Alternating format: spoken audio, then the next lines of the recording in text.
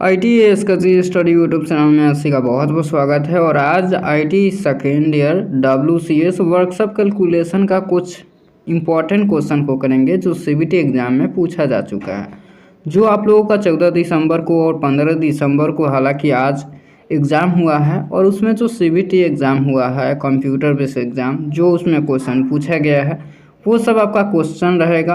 और कुछ ऐसे क्वेश्चन रहेंगे, 2-3 क्वेश्चन जो सिलेक्टेड रहेगा वो मेरे तरफ से रहेगा, ठीक है। तो यहाँ पे आप लोग देखिएगा क्या क्या क्वेश्चन है और ये इसको आप लोग देखिएगा। यहाँ पे समय बहुत कम है इसलिए जल्द से जल्द कोशिश करेंगे। ये नियमित रहेगा, जितना रहेगा नियमित से ही पूछा जाता है, ठीक है। ये सब नियमित रहेगा। अब यहाँ पे देखिए क्या क्वेश्चन पूछा है, घर्षण बल की दिशा क्या है। यहाँ पे घर्षण बल की दिशा पूछ रखा है, बताइए घर्षण बल की दिशा क्या है। 4 ऑप्शन है और राइट आंसर बताइए। ये हिंदी मीडियम में ही रहेगा, इंग्लिश में आपको नहीं मिलेगा, ठीक है। तो हिंदी मीडियम में आप लोग यहाँ पे देख लीजिए, घर्षण की दिशा क्या होती है। 4 ऑप्शन है, गतिशील वस्तु के खिलाफ होती है, या वस्तु के लिए इच्छुक होती है, या वस्तु के विपरीत होती है, या वस्तु के समांतर होती है, या वस्तु के लंबवत। यहाँ पर 4 ऑप्शन है, वस्तु के लिए इच्छुक, या वस्तु के विपरीत, या वस्तु के समांतर, या वस्तु के लंबवत। तो ये जो है घर्षण की दिशा वस्तु के विपरीत होती है। क्या होती है? वस्तु के विपरीत होती है। ध्यान में रखिएगा, राइट आंसर बी हो जाएगा। अगला क्वेश्चन यहाँ पे क्या पूछ रखा है आपसे, यहाँ पे देखिएगा, जिसका प्रयोग घर्षण को कम करने के लिए किया जाता है, मशीन के पुर्जों। यहाँ पे 4 ऑप्शन है, आप लोग देख लीजिए। और यहाँ पे क्या क्वेश्चन पूछ रखा है उसको आप लोग समझिए। देखिए यहाँ पे पूछ रखा है, जिसका प्रयोग घर्षण को कम करने के लिए किया जाता है वह क्या है। यहाँ पे 4 ऑप्शन है। तो देखिए हम स्नेहक का जो उपयोग करते हैं घर्षण को कम करने के लिए, जैसे कि मशीनों में जो होता है, कोई मशीन चला है तो उसको हमें घर्षण को कम करना है तो हम स्नेहक मतलब कि मोबिल जिसको बोलते हो, ऑयल बोलते हो, उसको हम डालते हैं स्नेहक, ठीक है। क्या? स्नेहक, ध्यान में रखिएगा, ठीक है। अगला क्वेश्चन यहाँ पे देखिएगा, और देखिए इसमें ज़्यादातर स्नेहक से रिलेटेड कुछ वृत्त से सवाल मिल जाएंगे और भी बहुत से यहाँ पे सवाल है, आप लोग देखिएगा CBT। और जितना रहेगा CBT कंप्यूटर बेस्ड एग्जाम में पूछा जा चुका है सवाल, ठीक है। अब यहाँ पे क्वेश्चन पूछ रखा है, प्रयुक्त यंत्र का नाम क्या है। स्नेहक के लिए ये यंत्र है, और ये जो स्नेहक है इसका नाम क्या है, ये एक यंत्र है, बताइए। 4 ऑप्शन है, तेल कैन है, या स्वचालित हाइड्रोलिक टाइप प्रेशर गन है, या टी हैंडल प्रेशर गन है, या प्रेशर ग्रीस गन है। कौन सा है ये बताइए। 4 ऑप्शन है। इसको इमेज देख करके आप पता लगा, यहाँ पे आप कह सकते हो इसका इमेज से ही पता चलता है कि ये टी हैंडल प्रेशर गन है। क्या है? टी हैंडल प्रेशर गन है। आप सिर्फ इमेज देख के, जैसे कि ये टी के आकार का ही है, आप देख करके माइंड में बैठा लीजिएगा, याद करने का एक ट्रिक, ठीक है। अगला क्वेश्चन आपके सामने है, ये भी स्नेहक से है, और ज़्यादातर स्नेहक से रिलेटेड, घर्षण से रिलेटेड, वृत्त से रिलेटेड और कुछ न्यूमेरिकल क्वेश्चन आपसे पूछे जाएंगे। मैथ में WCS में ऐसा ही होता है, ठीक है। तो यहाँ पे देखिए क्या क्वेश्चन पूछ रखा है। देखिए आप लोग चैनल को सब्सक्राइब कर लीजिएगा ताकि अगला वीडियो अपडेट हो आपको मिलता रहे। इसका रिजल्ट जब आपका एग्जाम हो रहा है, रिजल्ट जब भी अपडेट आएगा हम आपको दे देंगे, जब भी रिजल्ट आएगा तो, ठीक है। चैनल को सब्सक्राइब कर लीजिएगा, वीडियो को एक लाइक कर दीजिएगा। यहाँ पे देख लीजिए, स्नेहक का कौन सा सिद्धांत हो सकता है। यहाँ पे स्नेहक का सिद्धांत पूछ रखा है, ये कौन सा सिद्धांत हो सकता है। थोड़ा छोटा करेंगे, 4 ऑप्शन आपके सामने है। ये स्नेहक का सिद्धांत पूछ रखा है, बताइए। दबाव फीड प्रणाली है, या स्पेलस फीड प्रणाली है, या ग्रेविटी फीड प्रणाली है, या फोर्स फीड सिस्टम है। यहाँ पे दिया गया है, ये सिस्टम सब है। 4 ऑप्शन है, आप लोग बताइए। स्पेलस फीड सिस्टम है, या ग्रेविटी फीड सिस्टम है, या फोर्स फीड सिस्टम है। 4 ऑप्शन। तो क्या है, स्नेहा का कौन सा सिद्धांत हो सकता है। तो ये स्नेहा का सिद्धांत ग्रेविटी फीड सिस्टम है। क्या है? Gravity feed system. अगला क्वेश्चन यहाँ पे आप सभी के सामने क्या पूछ रखा है, ये सब CBT एग्जाम के लिए इम्पोर्टेंट है। इसका जो क्रम है इसका याद रखिएगा, बहुत से स्टूडेंट की इसमें नहीं कन्फ्यूजन हो जाते हैं, तो इसको याद रखिएगा। CBT एग्जाम में आपसे पूछा जाता है अनियमितता, ठीक है, अनियमित आकार के क्षेत्र किसके द्वारा यहाँ पे संपन्न एस नियम पूछ रखा है। यहाँ पे बताइए आप लोग। सिंपसन एस नियम है, अनियमित ये आकार है, और इसका क्षेत्रफल का जो सिंपन एस नियम होता है वो कौन होता है। तो इसका जो है आप लोग माइंड में ये बैठा लीजिएगा, हालांकि ये CBT एग्जाम में बार बार पूछा जाता है, ठीक है। 3 × y + y7 + 4 इंटू बाई 2, ये सब आप लोग पढ़ लीजिए, माइंड बैठा लीजिए, ठीक है।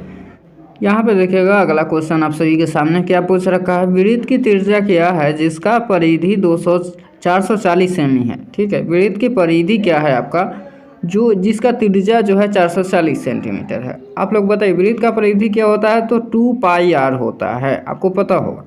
तो यहाँ पे परिधि बराबर 440 दिया गया है। तो यहाँ पे क्या है, 2 मल्टीप्लाई आपका हो जाएगा 22/7 हो जाएगा, और आर 10 के 10 रहेंगे, 440 यहाँ पे दे देंगे। अब यहाँ पे आप 44 मल्टीप्लाई करोगे बटे यहाँ पे 7 हो जाएगा, और यहाँ पे 440 यहाँ पे उसके बाद आर हो जाएगा। इसको आप सॉल्व कर सकते हो, ठीक है। उसके बाद आर बराबर हो जाएगा यहाँ पे 440 मल्टीप्लाई 7/44, ये आप 10 से काट दो। उसके बाद आर बराबर जो हो जाएगा तब आपका कितना हो जाएगा, तो यहाँ पे 10 दही के 70 हो जाएगा। कितना, 10 मल्टीप्लाई 7, तो 10 दही के 70। तो इसमें 70 ऑप्शन है, देखिए कहाँ पे है, तो ये है बी नंबर पर। ऑप्शन क्या है, बी नंबर पर। तो ध्यान में रखिएगा आप लोग, ये न्यूमेरिकल क्वेश्चन भी आप लोग हल कीजिएगा, ठीक है। सीबीटी एग्जाम के लिए इम्पोर्टेंट है आपका। अगला क्वेश्चन यहाँ पे देखेंगे, क्या क्वेश्चन है, एक वृत्त की त्रिज्या क्या है जिसकी व्यास 44 सेमी है। आपका व्यास दिया गया है 44 सेमी, जिसको हम डी बोलते हैं, क्या है, 44 सेंटीमीटर है आपका व्यास, ध्यान में रखिए। तो इसका आर होता है d/2, क्या होता है, d/2। तो 44 बटे आपका 2 हो जाएगा, तो कितना हो जाएगा, 22 हो जाएगा ना। आर बराबर आपका त्रिज्या 22 हो जाएगा, तो इसका राइट आंसर 22 हो गया, ठीक है। न्यूमेरिकल ये सब क्वेश्चन आप लोग ध्यान में रखिएगा, इसका राइट आंसर 22 हो जाएगा, ठीक है। तो इस क्वेश्चन का राइट आंसर बी है। अगला क्वेश्चन यहाँ पे देख लीजिए, a+b+c का होल स्क्वायर पूछ रखा है का विस्तारित रूप है। यहाँ पे देख लीजिए कुछ हिंदी में दिया गया है, ठीक है। आपको एग्जाम में इस तरीके से देखने को मिलेगा, a+b+c ऐसे यहाँ पे रहेगा, बट यहाँ पे देख लीजिए क्या क्वेश्चन है, a+b+c का होल स्क्वायर का यहाँ पे प्रसार क्या होता है। तो आप लोगों को पता होगा a+b+c का होल स्क्वायर होता है a² + b² + c² + 2 into a+b+b+c + c+a। तो ये आपका राइट आंसर हो जाएगा, आप लोग मायने बैठाइए, ठीक है। ये इसको a+b+c + 2 into ab + bc + ca, ठीक है। अगला क्वेश्चन यहाँ पे देखिएगा, जैसे कि यहाँ पे a² + b² यहाँ पे, तो बराबर यहाँ पे a+b दिया गया है 9 दिया गया है, ab का मान भी यहाँ पे 20 दिया गया है। अब यहाँ पे आपको पता होगा a² + b² क्या होता है, तो a+b का होल स्क्वायर -2ab होता है। तो a+b कितना है, तो 9 का स्क्वायर आप कर दीजिए -2, और मल्टीप्लाई ab कितना है, तो 20 है, तो 9 मल्टीप्लाई 9 कीजिएगा तो 81 हो जाएगा, 81 हो जाएगा, और 20 दूना 40। अब 81 में 40 घटाइएगा तो 41 हो जाएगा। राइट आंसर आप लोग का 41 है। कितना होगा, 41 हो जाएगा। तो आप मैन बैठाइए ये सब दिमाग में। अगला क्वेश्चन है, 3 क्रमागत संख्या है, यहाँ क्रमागत संख्या पूछ रखा है। 3 क्रमागत संख्या क्या है, यदि योग जो है 42 होना चाहिए, ऐसा क्रमागत होना चाहिए, ये जो इसका योग होना चाहिए। यहाँ पे क्या देखिए, तो 11, 12 और 13 इनको जोड़ेंगे तो 42 होगा। यहाँ पे देखिएगा, हाँ हो जाएगा, यही आपका राइट आंसर हो गया। क्या ये आपका राइट आंसर हो जाएगा, ये क्रमागत भी है और जोड़ोगे तो 42 हो जाएगा, ठीक है। तो ये आप लोगों का राइट आंसर है।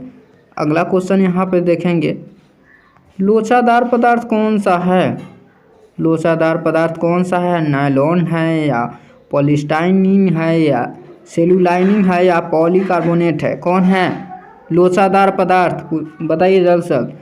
तो नायलॉन को हम लोचादार पदार्थ कहते हैं, क्या बोलते हैं, नायलॉन को। अगला क्वेश्चन है, किस प्रकार का तनाव है, ये एक इमेज दे दिया गया है, इसका तनाव पूछ रखा है, कौन सा तनाव है, बताइए जल्द से जल्द। तो ये तनाव है या तन्यता तनाव या संपीड़ित तनाव या कतरनी या मरोड़ तनाव, कौन तनाव।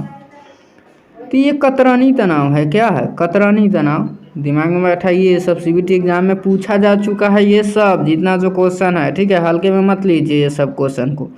तो ये सब ये कतरनी तनाव है। अब आपका ज़्यादा समय नहीं लेंगे, क्योंकि जितना सिलेक्टेड क्वेश्चन था हम आपको दिए, और भी आपको क्लास चलाएंगे, टेंशन मत लीजिए, बहुत जल्द आपको मिल जाएगा। आप चैनल को सब्सक्राइब कर लीजिए, इस चैनल से जुड़ जाइए ताकि अगला वीडियो अपडेट हो आपको मिलता रहे। वीडियो अच्छा लगा है, इस वीडियो से कुछ हासिल आपको हुआ है तो प्लीज़ एक लाइक कर दीजिएगा, और एक प्यारा सा कमेंट कर दीजिएगा। और मिलते हैं नेक्स्ट वीडियो में। वीडियो अंत देखने के लिए आपका बहुत बहुत धन्यवाद। और टेलीग्राम जो चैनल है ITS का जी स्टडी, उसको ज्वाइन कर लीजिएगा ताकि कोई अपडेट इन्फॉर्मेशन आए आपको मिलता रहे। चलिए मिलते हैं नेक्स्ट वीडियो में।